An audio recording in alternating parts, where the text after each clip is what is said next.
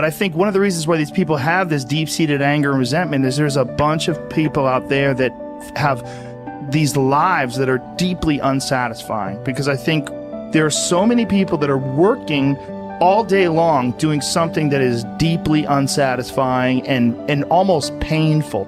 Yeah, it's soul killing. Soul killing. Yeah. They're stuck in traffic all day, and then they're stuck in a cubicle after that.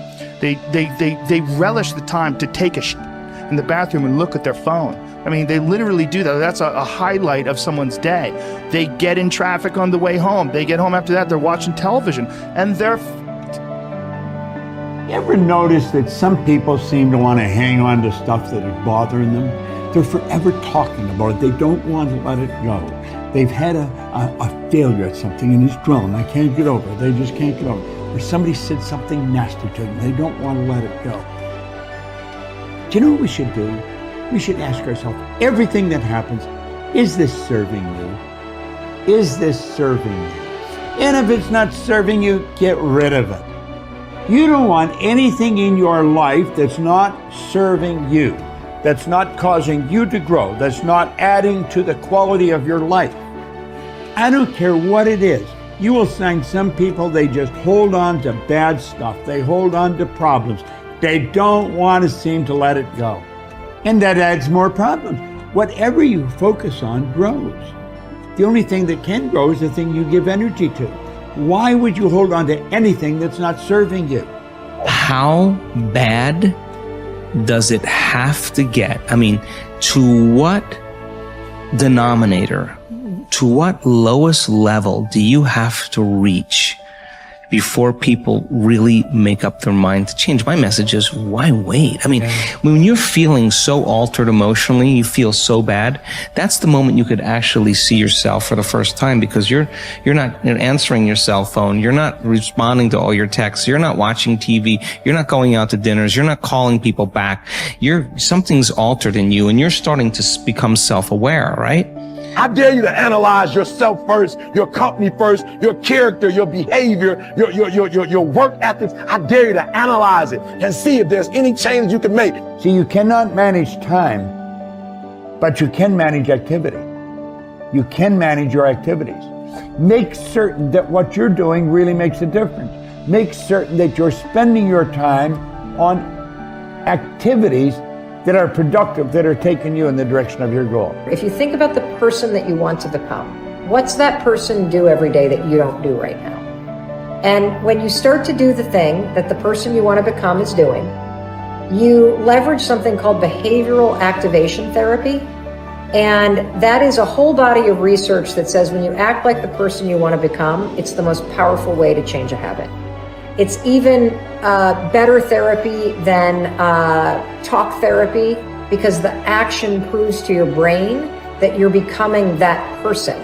You're seeing the change through the action, and so then the brain catches up and starts to relate to you like a person that's confident, or a person who adores their appearance, or a person that celebrates themselves exactly as they are.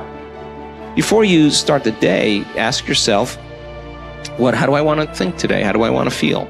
How do I want to behave? I mean, what would greatness look like? What would love look like today? What could I do that would be really cool for me at the end of the day? Say, wow, so I had a good day today. What would make me feel that way?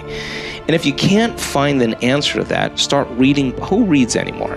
Read a book. I read so many books a week. I know, I'm that way too. So read something about, you want to be wealthy? Read a book about someone who became wealthy, and get real and realize they may have failed 50 times before they actually pulled it off. Or what were their characteristics? What were their traits? What made them? So it wasn't about their wealth, it was about who they became. That's the key, right? So fill your brain with a little knowledge, and then just start asking yourself, what's the greatest expression of myself that I can be today? And rehearse it. Rehearse how you're going to be. And then if it leads to a different choice, that's the unknown. Mm-hmm. And just know that it's not going to be predictable. It's going to be a little uncomfortable. That's where the magic happens. If you can stay relaxed and awake in the unknown, things get pretty exciting. When you're back to the known, you're back to the familiar. Don't expect anything to change in your life. And if you say it's that person or that circumstance, you defaulted and went back to the program of the victim, allowing your outer environment controlling your thoughts and feelings. If you truly do this well, This is what I discovered. If I truly feel the feelings of my future before they occur, and I live in that state, I'm no longer looking for it to happen. How could I look for it if I feel like it already has, right? So I try to stay in that state, because then I'm not separate from it. And that tends to be when the magic happens. There's no control anymore. There's no predicting. There's no perfectionism. There's none of. All there is just kind of an experiment. Like, I'm experimenting to see if I changed my thoughts and feelings, if my life will change. And that should be the experiment everybody has. And do it with curiosity, and do it with just seeing if the experiment works. If it doesn't, change something else about yourself until it starts to work. Deciding who are we going to be. You know, we shouldn't hope to end up one day a magnificent, strong, beautiful, capable, kind, loving person. We should start living like that today, hopefully, so that we become that. That who we become is not an accident, but hopefully a purposeful intent. That our days and how we approach our days are literally driven by the intention of who we're going to bring.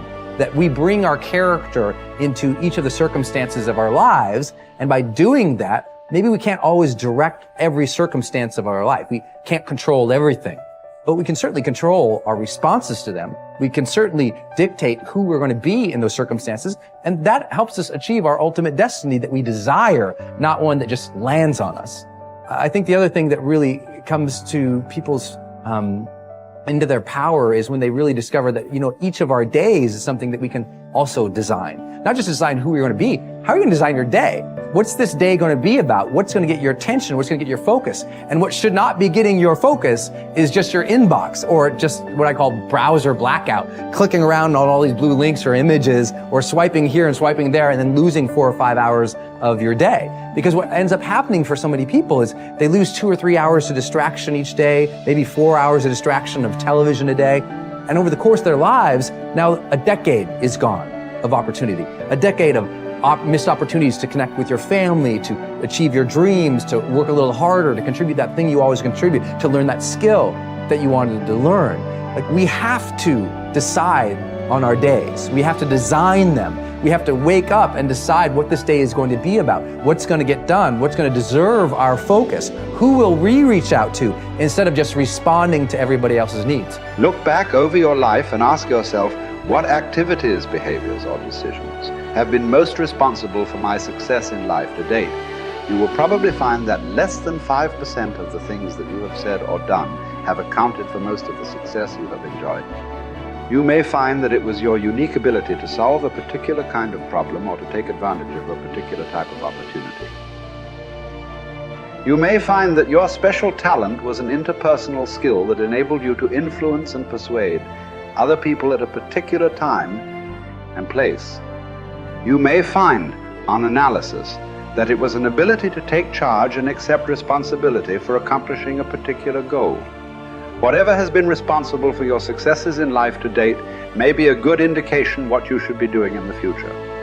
Analyze your work based on the measure that I call return on energy.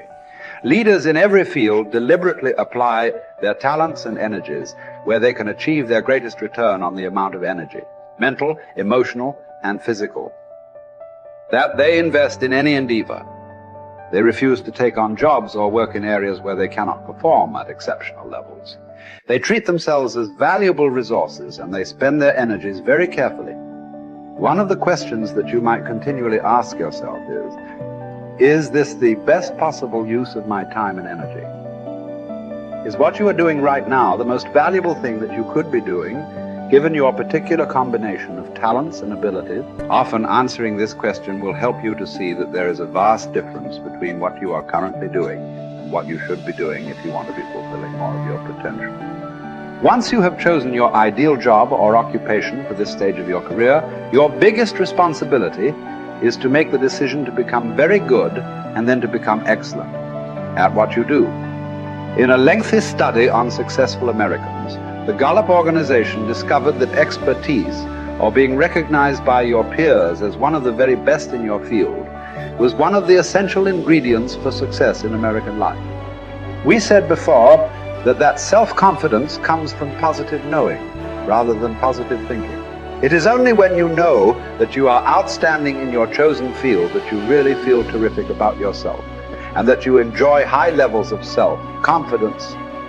Men and women who are good at what they do and who know that they are good at what they do are very different from those who are only average.